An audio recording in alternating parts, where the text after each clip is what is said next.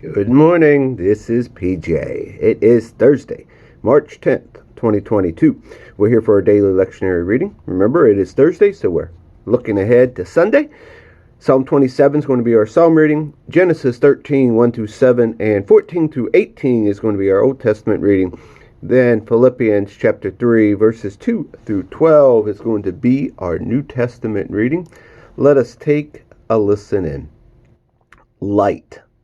Space, zest, that's God. So with him on my side, I'm fearless, afraid of no one and nothing. When vandals, hordes ride down, ready to eat me alive, those bullies and toughs will fall flat on their face. When besieged, I'm calm as a baby. When all hell breaks loose, I'm collected and cool. I'm asking God for one thing, only one thing, to live with him in his house my whole life long. I'll contemplate his beauty. I'll study at his feet. That's the only quiet, secure place in a noisy world. The perfect getaway, far from the buzz of traffic. God holds me head and shoulders above all who try to pull me down. I'm headed for his place to offer anthems that will raise the roof. Already, I'm singing God songs. I'm making music to God.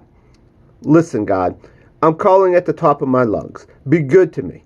Answer me. When my heart whispered, seek God, my whole being replied, I'm seeking him. Don't hide from me now. You've always been right there for me. Don't turn your back on me now. Don't throw me out.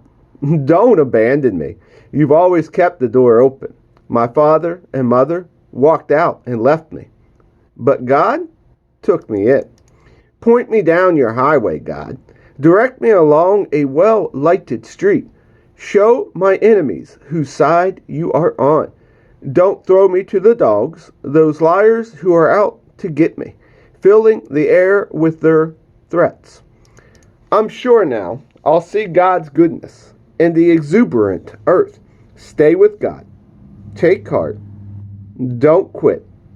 I'll say it again. Stay with God. Our Old Testament reading is from the book of Genesis, chapter 13. So Abram left Egypt and went back to the Negev, he and his wife and everything that he owned, and Lot still with him. By now, Abram was very rich, loaded with cattle and silver and gold. He moved on from Negev, camping along the way to Bethel, the place he had first set up his tent between Bethel and Ai, and built his first altar. Abram prayed there to God. Lot, who was traveling with Abram, was also rich in sheep and cattle and tents, but the land couldn't support both of them. They had too many possessions. They couldn't both live there. Quarrels broke out between Abram's shepherds and Lot's shepherds.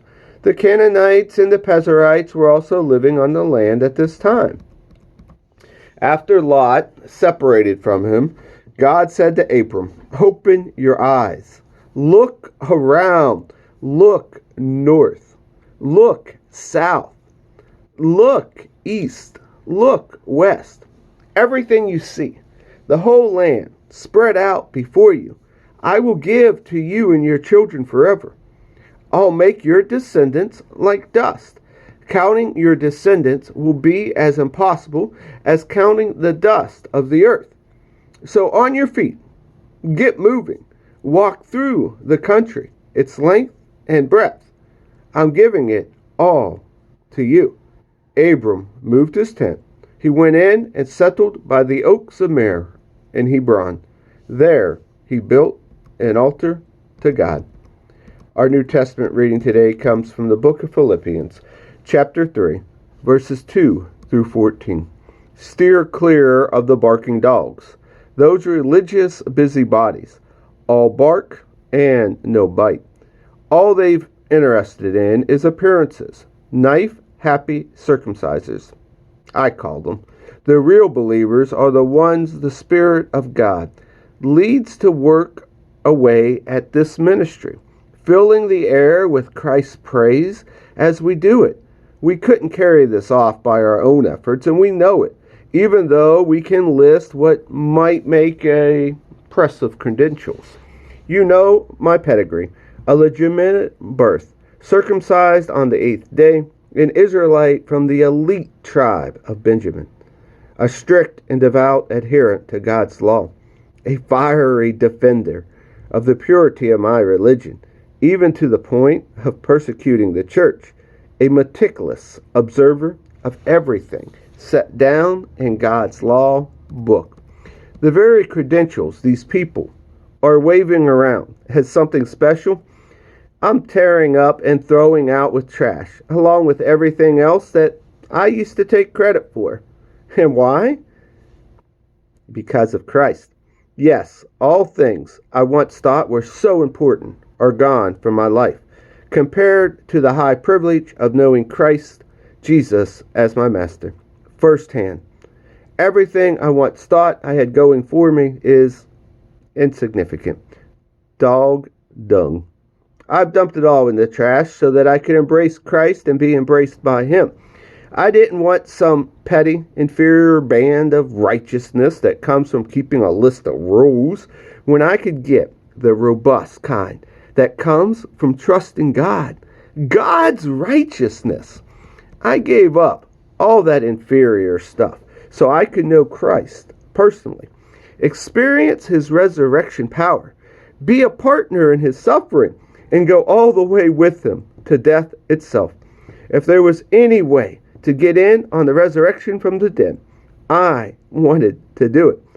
Now, I'm not saying that I have this all together, that I have it made, but I am well on my way, reaching out for Christ, who has so wondrously reached out to me.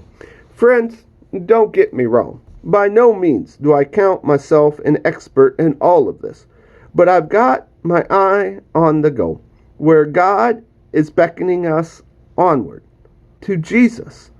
I'm off and running, and I'm not turning back. Here ends our readings for the day. Peace.